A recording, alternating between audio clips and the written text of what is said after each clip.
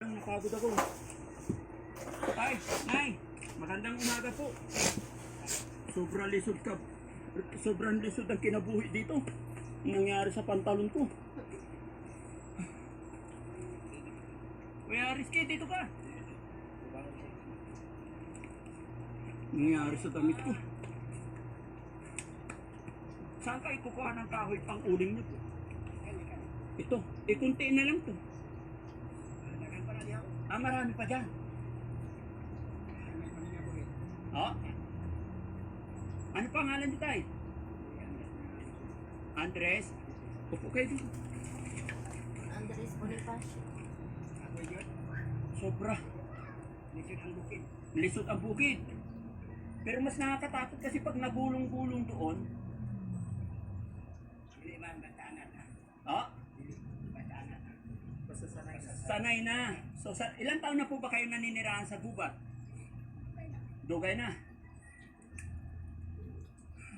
Magkanong benta niyo po sa uling dito?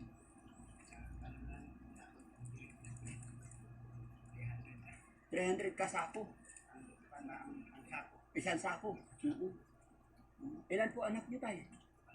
8. Asaan yung 8 na anak?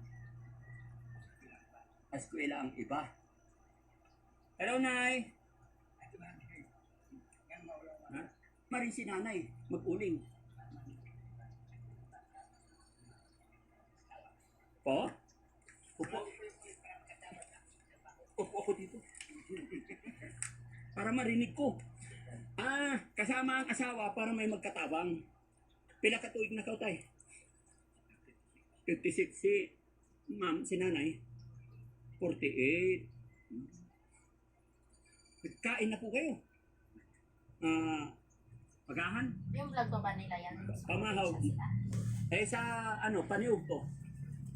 Ay muli kayo. Saan ang bahay niyo po? Malayo. Sa baba. Iiwanan niyo itong mga uling niyo dito.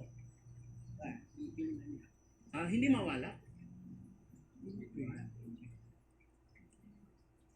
Pero magandang tignan mga kababayan yung lugar dito.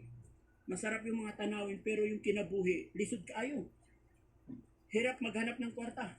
Hindi ka mag-hagok. Pag hindi Hindi mag-ugi, hindi mag-trabaho, kwarta. Hoy, kwarta. Oo. Ang kinabuhi, panguling. Ini panguling ang inyong kinabuhi.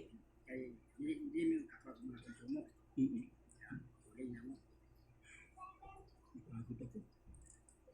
Pero sila mga kababayan, normal na kung maglakad. Ha? Basta anak sa bukid. Ano po? Sanay sa bukid. Sanay sa bukid. Ako isang baba ko pa lang tingnan mo na nangyari. Mukhang malalaglag na naman ako.